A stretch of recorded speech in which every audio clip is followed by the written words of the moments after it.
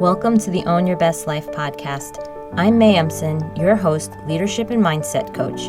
Here, we talk all things spiritual, mindset, business, leadership, and wellness for the modern seeker who wants to align their life with purpose and inspiration. We'll cover career changes, stress management, meditation, energy, intuition, and more. Each episode holds spiritual and practical tools to help you live a life of your wildest dreams without getting burnt out along the way. Ready to live a life on your own terms? This is the Own Your Best Life podcast. Welcome, friends, to episode number 201 of the Own Your Best Life podcast. When you are surrounded by people who are complaining about their boss, their workload, and just pretty much the overall busyness of life, it is easy for you to also think that maybe work is just not for you. Maybe you've experienced some pretty tough or toxic work situations that have turned you off from corporate life or the idea of the rat race. Either way, you're starting to wonder if maybe you just don't like work. You might even be starting to disengage, waiting or hoping for the day when your next vacation comes, or even when you can finally leave so that you can enjoy retirement. Yet this may not need to be the case. And in fact, it doesn't have to be you. So today's podcast is going to help you bust this idea that you're supposed to be unhappy at work. And instead, it will help you become the outlier who doesn't feel that sense of dread and the Sunday Scaries each week. There is a common belief, especially among achievers and professionals, that being unhappy at work is just normal. And if you don't complain, it feels like you must not have enough work to do, right? And if you ask most of the people around you that you work with, how have you been or how are you doing? Most of the time, the answer is great, but just so busy, or it's been crazy around here, or I'm just looking forward to the weekend. And sometimes our life and work situations really are abnormally stressful or full of change. However, you will find that the same responses keep coming up all the time. Is life really abnormally stressful, or is it that we've normalized being unhappy at work? And when you think about people who are really going after the work they want to do in the world and are really in the process of doing their best work or going after something, they will have moments of struggle. They will have many failures along the way. But the question is, are they really unhappy? Is it really true that just because work can be tough, can be hard, that we should just bear our work and this innate feeling of unhappiness because this is what our parents did, or this is what your friend group feels about their jobs? And what happens if we know that we have more potential in us and more fulfillment available, yet we don't try to realize it? When we normalize being deeply unhappy, we start to believe that hiding at work is better than standing out. We lose trust in organizations and teams. We start to resent the problems we're solving and the people that we work with on these problems. And when we start to do that, we continue to foster even more and more conditions of unhappiness at work. And our health then suffers because we experience chronic stress, the kind of stress that isn't necessary. It is the long-term stress that creates burnout. And then disengagement starts to occur. We begin to live days that feel like the past is repeating itself all over again. We just feel like we're only working for the paycheck. And people that have work that feels like it has meaning, purpose, it is maybe a calling or a vocation, or they deeply believe in what they're doing, they are those that have created lives where work can feel like play. Doesn't mean it's easy. Play is not always easy, but you're engaged. And where they almost can't believe that they get paid for this work, that the act of working is important, and the process of being of service to the world around them matters. And they're not buying into the belief that they should also be unhappy too. And they're willing to be outliers in the sea of people who can't wait to leave their jobs each day. And instead, they're truly grateful they get to do this work. And when you're happy at work, when you're engaged, even if you are doing something that feels really tough, you end up serving more. You end up creating more because you're more willing to go through the tough or the harder times that are inevitable with any work that you do. Now, how does one actually reverse the case of the Sunday Scaries so that they feel like they're able to be one of those outliers who don't complain about their work? And one of the things that I recommend is always to think about spiritual high performance strategies. And one of the first steps to do is you can focus on your spiritual path. And what this means is understanding who you are. Why are you here? And what do you want to do in the time that you're on this planet? This creates a sense of conviction about what drives you and what gifts you want to utilize in this lifetime. You also own your own life story, the decisions you've made, and then you understand how does it all tie together to put you exactly where you are today. And I work with my clients to figure out what their quote unquote thing is. And I do this through a process that allows them to build confidence in what they truly want and how they can best serve. And it's easier then to explain to people, to tell people, to communicate to them why you're here, what you're doing, and the value that you bring without feeling like you're being weird or salesy or talking a lot about yourself.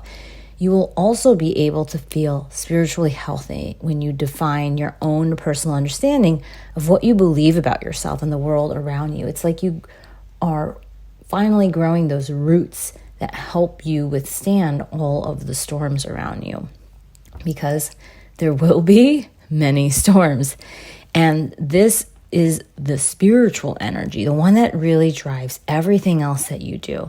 And it's one of the reasons why you can start to break out of the boxes that you felt defined by before.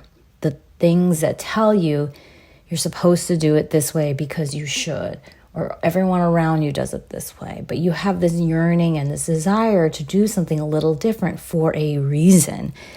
And many times when we don't have that inner strength, we think only if this thing is easy will I go after it. And inner strength is what creates more resilience, and it helps you bring energy to situations where you feel less than your best, and it helps you create the things that haven't been created before. And it will look like it was so easy, and only you will know the work that it took. But guess what? If life is going to give you all of these tough moments anyways, you might as well get something for it. And this is where the spiritual path and your spiritual energy comes into play. You start to really deepen your own understanding of who you are as a person outside of the work you do, outside of the person you are to your family or the roles that you play. And you go deeper into this idea of knowing what you're here for. And now, the second step, or the second part of the spiritual high performance process, is really to think about sustainable ways of working. When you're working more sustainably, you have better routines, you have processes, you have structures in place that help you lead and help you do your best work, that create space in your life for a lot more freedom and for flow. And you have so many more options for what you want to do and how.